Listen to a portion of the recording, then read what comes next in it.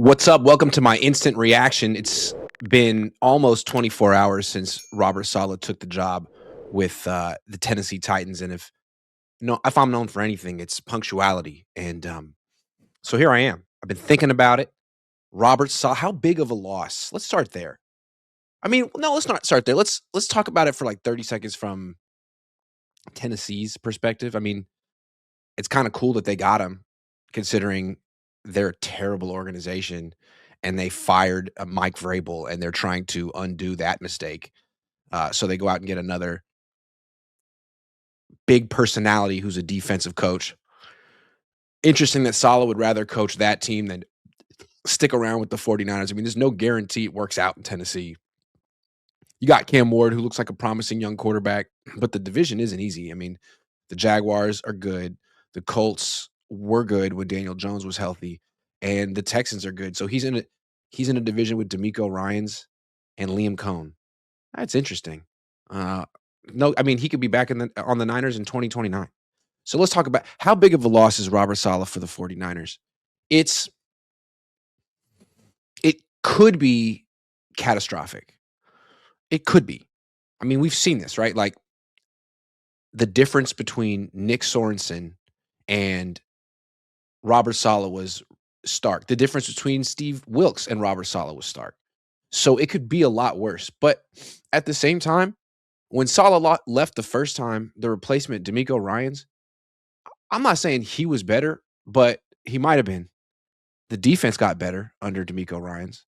So this doesn't have to be a curse. This could actually be okay. I mean, Robert Saleh was always going to be one and done. So what's the Niners' plan moving forward? What they have to replace not only is a upper echelon game planner and play caller, although his game plans and play calls against the Seahawks weren't good, but most of the time, upper echelon play caller game planner and someone who has a ton of energy and positivity and a good communicator, a leader. You're not because you can't bring in Steve Wilkes, who's low energy like Kyle Shanahan, and you can't bring in someone who has never called plays before like Nick Sorensen. It's got to be experienced. You got to have some actual head coaching aspirations and head coaching qualities because you're going to be the head coach of the defense, and frankly, you're going to probably be the head coach of the whole team. I mean, you heard George Kittle and all other offensive players talking about how important Robert Saleh's energy is for the whole team, the whole season. That's why D'Amico was so perfect. He could replicate Saleh's leadership and energy and even maybe exceed it while running Saleh's defense. Same scheme. And when I say Saleh's defense, it's kind of Kyle Shanahan's defense, considering that's what he's always wanted. It's why he hired Saleh, and it's what he's been unwilling to deviate from. So if they can get someone like that, great. And I think there's probably someone out there that fits that description. Someone who is a head coach or has head coaching experience, someone who's a natural leader, someone who's a little bit more of like a, man's man than Kyle, who's more of like the, coach's coach. Yeah, I would say D'Amico fit it. Saleh fit it.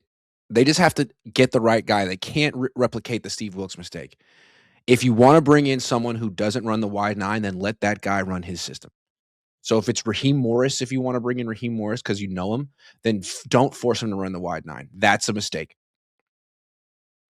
Raheem Morris could be great, but he runs a 3-4.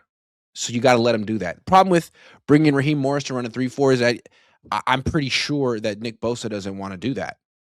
Now, it's not up to him. Maybe you're not making those decisions based on what, Nick Bosa at this point in his career, what he's coming off of, his third ACL. I don't think Fred Warner would want to do it either. Those two guys are kind of locked into this system they've been doing forever. So I don't really anticipate Raheem Morris. But yeah, before I get to who I think they could go after, this thing with Robert Saleh is a big deal. He did a great job this year until the end. He, like you say, well, they're getting guys back next year. They won't need Robert Saleh. They'll have Nick Bosa and Fred Warner. Yeah, that's true. But the Niners have injuries all the time, and the electrical substation thing is like going to be a thing for a while. It's not going away. So when more injuries happen next year, the Niners going to have a coordinator who can like find a way with Garrett Wallow and Keon White to hold a team like Philly to 19, because that's why Robert Saleh just got hired by Tennessee. They thought what he did, given the players he had at his disposal, was remarkable. And, it was until the end. So if the injuries continue to be an issue, if Kyle Shanahan's offense doesn't evolve, keeps getting older, gets figured out by Mike McDonald and people around the league that watch what McDonald does, yeah, then solid loss will be a huge issue. But this is sort of like a quality control show, and I kind of want to help the 49ers turn this into a positive. I mean, they knew this was coming. They had to be prepared for it. And really what I don't want them to do is just hire someone from within the organization. They got to go out and get the best man for the job. It's a good job. I mean, Robert Saleh came back 1 year. His best players go down and he becomes a head coach. This is a springboard to a head coaching job. Don't just promote the guy down the hall, because that's a Nick Sirianni move.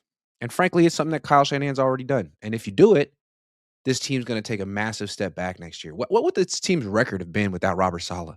If they had Nick Sorensen instead of Robert Saleh this season, what would the Niners' record have been? They wouldn't have made the playoffs. They might have had a losing record.